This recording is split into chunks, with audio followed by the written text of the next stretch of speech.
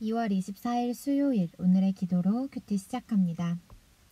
하나님, 하나님의 본체로서 형언할 수 없는 광채를 지니신 예수님, 십자가 죽음 전에 제자들을 위로하시고 소망을 주시고자 부활 영광을 미리 보여주신 그 배려와 사랑이 얼마나 아름다운지요. 영광스러운 하나님 나라를 바라봄으로 두려운 현실과 고난을 이기게 하소서. 예수님의 이름으로 기도드립니다.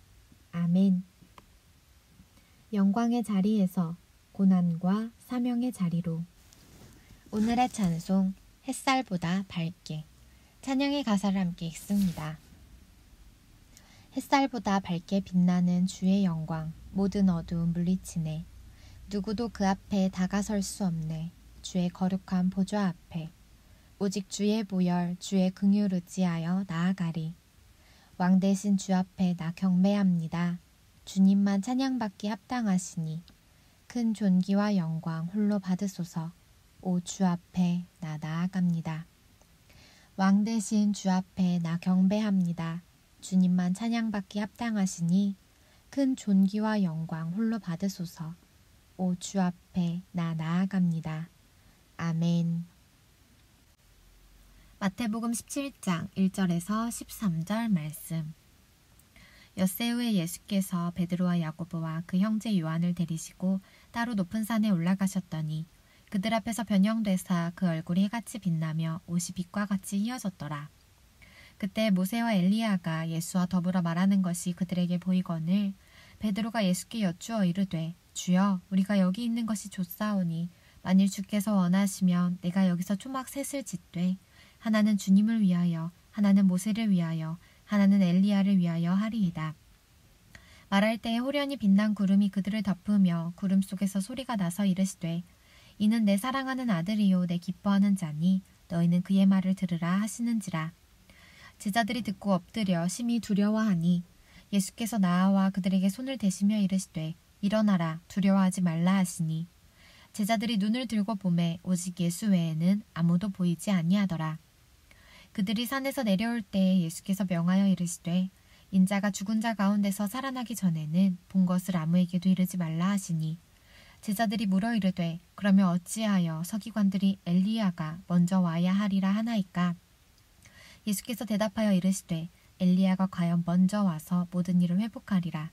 내가 너희에게 말하노니 엘리야가 이미 왔을 때 사람들이 알지 못하고 임의로 대우하였도다. 인자도 이와 같이 그들에게 고난을 받으리라 하시니 그제서야 제자들이 예수께서 말씀하신 것이 세례 요한인 줄을 깨달으니라. 아멘. 오늘의 말씀 요약. 예수님이 새 제자와 높은 산에 오르십니다. 얼굴이 해같이 빛나고 옷이 빛같이 휘어진 예수님이 모세 엘리야와 함께 말씀하십니다. 구름에서 이는 내 사랑하는 아들이요 기뻐하는 자니 그의 말을 들으라 라는 소리가 납니다. 주님은 먼저 온 엘리야인 세례 요한처럼 인자도 고난 받으리라 하십니다. 본문 해설, 변모하신 예수님 17장 1절에서 9절에 관한 내용. 이 땅에 오신 예수님은 하나님의 아들이심에도 잠시 천사들보다 못하게 되셨습니다. 예수님이 영광스럽게 변모하신 사건은 그분이 하나님의 아들이심을 확증합니다. 베드로와 야고보와 요한은 높은 산에서 얼굴과 옷이 밝게 빛나고 모세 엘리야와 함께 대화를 나누시는 영광스러운 예수님을 목격합니다.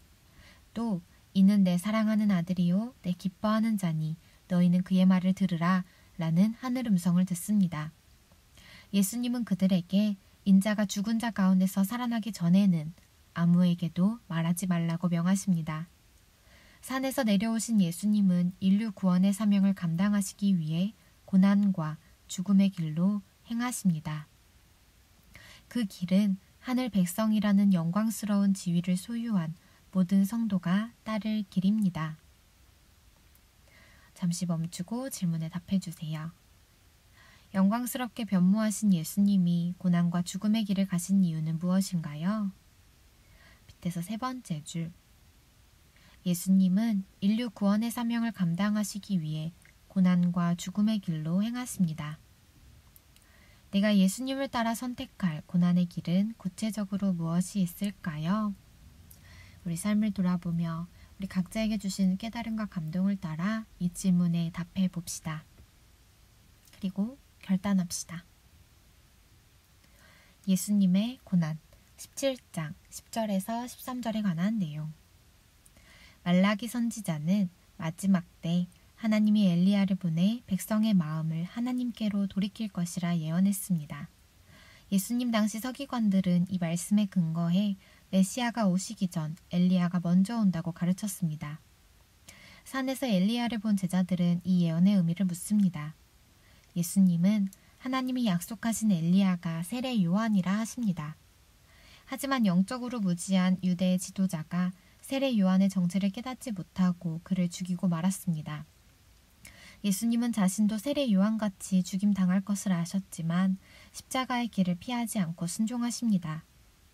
고난당함으로 배우신 순종의 본을 우리도 따라 구원에 이르게 하시기 위함입니다. 잠시 멈추고 질문에 답해 주세요. 말라기 선지자가 예언한 엘리야는 누구를 가리키나요? 위에서 5번째 줄. 예수님은 하나님이 약속하신 엘리야가 세례 요한이라 하십니다. 예수님이 어떤 분인지 분명히 알고 섬기기 위해 나는 어떤 노력을 기울이나요? 어떤 노력을 기울이고 계신가요? 우리 삶을 돌아보며 이 질문에 답해 봅시다. 그리고 하나님께 더 가까이 나아가는 노력들이 우리 가운데 있기를 소원합니다. 묵상 에세이 희생하는 심판자. 내 인생 여기서 끝나지 않는다. 서장희. 지금 여러분의 보고서를 평가하는 교수나 상사가 있다고 생각해 보십시오. 나를 평가하는 그 사람이 사랑스러울까요? 두렵고 어떻게 하면 부족함을 숨길 수 있을까 생각하게 될 것입니다. 왜냐하면 그들은 나를 평가할 뿐 나를 위해 희생하지는 않기 때문입니다. 우리는 평가만 하는 사람에게 마음을 주지 않습니다. 오직 나를 위해 희생해주는 사람에게 마음을 줍니다. 그래서 하나님이 단지 우리의 최종 심판자가 되신다고 하면 두려워서 그분을 따르기는 해도 그분과 즐겁게 교제하지는 못할 것입니다. 하지만 하나님은 우리가 그분을 즐거워하기를 원하셨습니다. 그래서 고난당하는 약한 자의 모습으로 우리를 찾아오셨습니다.